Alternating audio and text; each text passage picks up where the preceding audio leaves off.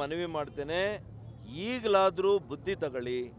ನಾವು ಮಾಡಿದ್ದೇ ಸರಿ ಅಂತ ಮಾಡೋಕ್ಕೆ ಹೋಗಬೇಡಿ. ಇನ್ನೂ 4 ವರ್ಷ ಅವಕಾಶ ಇದೆ. ಬಡವರು ಕಲ್ಯಾಣ ಮಾಡಿ, ಈ ರಾಜ್ಯದ ಅಭಿವೃದ್ಧಿ ಮಾಡಿ, ರಸ್ತೆಗಳನ್ನು ನಿರ್ಮಾಣ ಮಾಡಿ. ಹಳ್ಳಿಗಳ ರಸ್ತೆ ನೋಡಿದ್ದೀರಾ ಯಾರಾದರೂ? ಪಾಪ ಇಲ್ಲಿನ ಸಚಿವರು, ಇಲ್ಲಿನ ಶಾಸಕರಿಗೆ ಬಿಡುವಿಲ್ಲ ಅವರಿಗೆ. ನಾವೇನು ಮಾಡಿದ್ವಿ ರಸ್ತೆಗಳು ಅದೇ ಉಳಿದಿದೆ. ಅನೇಕ ರಸ್ತೆಗಳಲ್ಲಿ ಇವತ್ತು ಗುಂಡಿ ಆಗಿದೆ. ಆ ಗುಂಡಿನ ಕೂಡ ಮುಚ್ಚುವಂಥ ಕೆಲಸ ಮಾಡಿಲ್ಲ. ಎಲ್ಲಿ ನಮ್ಮ ಸರ್ಕಾರ ನಿಲ್ಲಿಸಿದ್ದೀವಿ ಅಭಿವೃದ್ಧಿ ಕೆಲಸನ, ಅಲ್ಲಿಗೆ ನಿಂತಿದೆ. ಈ 14 ತಿಂಗಳಲ್ಲಿ 1 ಇಂಚ್ ಮುಂದೆ ಹೋಗಿಲ್ಲ. ಹೇಳಿ ನಮ್ಮ ಜನ.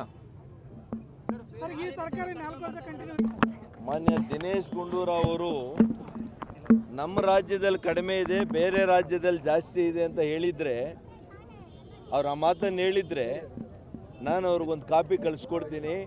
ರಾಜ್ಯವಾರು, ನಗರವಾರು, BJP ರೂಲ್ಡ್ ಸ್ಟೇಟ್ಸಲ್ಲಿ, ಕಾಂಗ್ರೆಸ್ ರೂಲ್ಡ್ ಸ್ಟೇಟ್ಸಲ್ಲಿ ಎಷ್ಟೆಷ್ಟು ಬೆಲೆ ಇದೆ ಅಂತ ಅವ್ರಿಗೆ ಕಳಿಸ್ಕೊಡ್ತೀನಿ ಅವ್ರ ಮಾಹಿತಿಗೆ.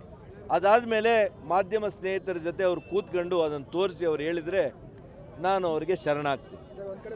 ಅಲ್ರಿ, ಅಸ್ಸಾಂ ಈಶಾನ್ಯ ರಾಜ್ಯ ನಮ್ಮ BJP ರೂಲ್ಡ್ ಸ್ಟೇಟು, ಭಾಳ ದೂರದ ರಾಜ್ಯ ಅದು. ಅಂಥ ಕಡೆ 97 ರೂಪಾಯಿ ಇದೆ. ಮಧ್ಯಪ್ರದೇಶದಲ್ಲಿ 93 ಇದೆ. ರಾಜಸ್ಥಾನದಲ್ಲಿ 94 ಇದೆ.